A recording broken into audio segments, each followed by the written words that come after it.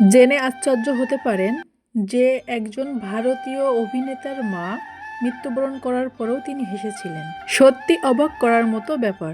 আসুন বিস্তারিত জেনে নিই। একটা সময় ভারতের বিখ্যাত অভিনেতা রাজ কাপুর একটি সিনেমা বানাচ্ছিল। সিনেমার নাম ছিল মেরা নাম জোকার। এই শুটিং চলাকালীন একদিন তার মা এসে তার শুটিং দেখছিল, কিন্তু হঠাৎ করেই সেখানে তার মায়ের হার্ট অ্যাটাক হয়। সেখানেই তিনি মারা যান। মঞ্চের মালিক এসে রাজ কাপুরকে খবর দিলেন, তোমার মা মারা গেছে। কিন্তু দুঃখের বিষয় এটা হলো যে এখনই তোমার পরের দৃশ্যের অভিনয় শুরু হবে। এটা একটা কমেডি সিনস। রাজ কাপুর নিস্তব্ধ হয়ে গেল, কিন্তু কিছুক্ষণের মধ্যে তিনি চোখের পানি মুছে আবারও মঞ্চে দাঁড়ালেন, হাসলেন, অভিনয় করলেন, দর্শকদের আনন্দ দিলেন। শুটিং শেষ হওয়ার পরে তিনি বলেছিলেন, জীবন একটা সার্কাস। আমরা সবাই ক্লাউন, হাসি দিয়ে কষ্ট ঢেকে দিই, কারণ শো মাস্ট গো অন। এই গল্পটা শুধু একটা অভিনেতার নয়, আমাদের প্রত্যেকের জীবনের গল্প। আমরা অফিসে, ব্যবসায়, ক্লাসে প্রতিদিন একটা মঞ্চে অভিনয় করি। ব্যক্তিগত জীবনে যত কষ্টই থাকুক, পেশাগত জীবনে আমাদের হাসতে হয়, দায়িত্ব পালন করতে হয়, লক্ষ্য পূরণ করতে হয়। তাই জীবনে একটা জিনিস মনে রাখুন, আপনার পার্সোনাল লাইফ আর প্রফেশনাল লাইফ একটা আলাদা। যখন কাজের সময় নিজের কষ্ট নয়, নিজের দায়িত্বটাই বড়। ঠিক যেমনটা রাজ কাপুর করেছিলেন। জীবনের আরও একটা অধ্যায় কি জানেন? অভাব মানুষকে শেখায় কিভাবে হাসি মুখে অপমান সহ্য করতে হয়, আর কিভাবে অভিমানকে গিলে ফেলে বেঁচে থাকতে হয়। আজকাল সম্পর্ক গড়ে ওঠে পকেটের ওজন দেখে, মন দেখে নয়।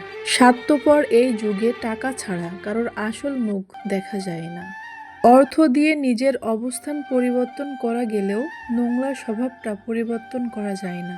পৃথিবীতে সবচেয়ে উপেক্ষিত মানুষ হচ্ছে অভাবী মানুষ। তাদের দেখলে সবাই ভয় পায়। যদি কিছু চেয়ে বসে, কাউকে বলবেন না আপনার অতীতের ভুল, বর্তমানের সংকট আর ভবিষ্যতের পরিকল্পনা। কারণ অন্যের কাছে যা আছে তা নিয়ে স্বপ্ন দেখা নাম সুখ নয়, বরং নিজের যা আছে তা নিয়েই সন্তুষ্ট থাকার নামই সুখ। রাতের পথ ছাড়া কেউ ভোরের আলোতে পৌঁছাতে পারে না। নিজে ভালো তো জগৎ ভালো, এটা সম্পূর্ণ মিথ্যা কথা। আপনি যত ভালো হবেন, মানুষ ততই আপনাকে ঠকাবে। সমস্যার সমুদ্রে ভেসে আছো ভেবে আতঙ্কিত হইও না, সৃষ্টিকর্তার উপর ভরসা রাখো। হয় তিনি তোমাকে টেনে তুলবেন, নয়তো সাঁতার শেখাবেন। যেদিন বুঝতে পারবেন 10 টাকা ইনকাম করতে কতটা কষ্ট করতে হয়, সেদিন থেকে আর কারোর পেশা নিয়ে হাসাহাসি করবেন না। দেখবেন নম্র ভাষা ও দুর্বল ব্যবহার করলে মানুষ ভাববে লোকটা দুর্বল। তারা আসলে জানে না এই গুণটি সবাই আসলে অর্জন করতে পারে না। মুখ দেখে নয়, ব্যবহার দেখে মানুষকে চিনুন। কারণ চিনি ও লবণের রং একই দেখতে হলেও স্বাদ কিন্তু আলাদা। আমাদের জীবনে কিছু মানুষের কাছে ভরসা এমনই রাখা উচিত যে কারণগুলো মধ্য যেন ভালোবাসা লুকিয়ে থাকে।